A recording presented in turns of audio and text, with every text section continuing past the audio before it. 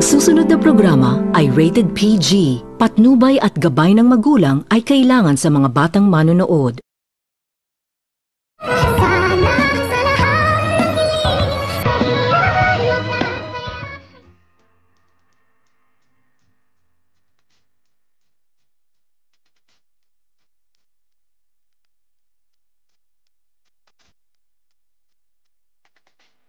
Pagkatapos nitong mahuli ni Lynette at ni Annalyn itong si Moira ay hindi na ito nakapagsinungaling pa si Moira pagkatapos nitong lapitan ni Lynette itong si Moira at agad nitong pinagsabihan ni Lynette na hindi umano uubra ang pagpapanggap ni Moira dahil hindi umano nito nakakalimutan ni Lynette ang pagmumukha ni Moira at pati umano ang height at ang katawan at hindi umano sila nagkakamali dahil si Moira nga umano ang nasa kanilang harapan sa kadahilanan na agad naman din itong pinagsabihan ni Lynette itong si Moira kung ano umano ang ginagawa ni Moira sa Japan.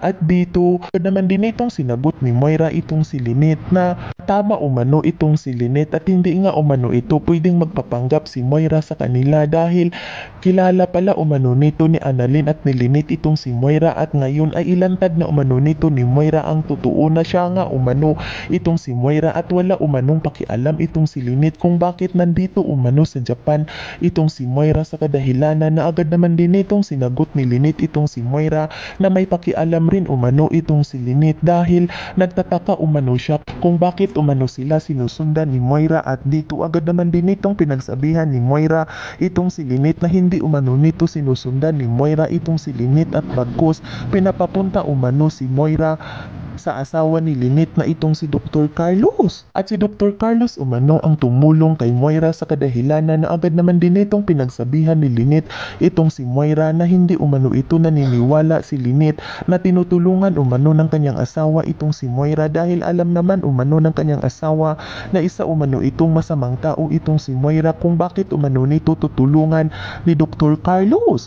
Kung kaya't agad naman din itong pinalakpakan ni Moira itong si Lynette at sinabihan nito ni Moira na wala na umano siyang magagawa pa kung hindi umano ito maniniwala si Lynette sa kanya dahil nagsasabi umano ng totoo itong si Moira na tinutulungan umano siya sa asawa ni Lynette na itong si Dr. Carlos. Kung hindi umano ito maniniwala si Lynette, pwede naman umano nitong tanungin ni Lynette ang kanyang asawa na itong si Dr. Carlos at sabay alis nito ni Moira sa harapan ni Lynette kung kaya't agad naman din itong naisipan ni Lynette na tawagan ang kanyang asawa na itong si Dr. Carlos at nang sagutin nito ni Dr. Carlos ay gulat na gulat itong si Dr. Carlos nang magsalita itong si Lynette nang sabihin nito ni Lynette kay Dr. Carlos na nakita umano nito ni Lynette si Moira at sinasabi umano nito ni Moira na tinutulungan umano siya ni Dr. Carlos. Yan ay ating aabangan sa susunod pa na pangyayari sa kaganapang ito ng abot kamay na pangarap.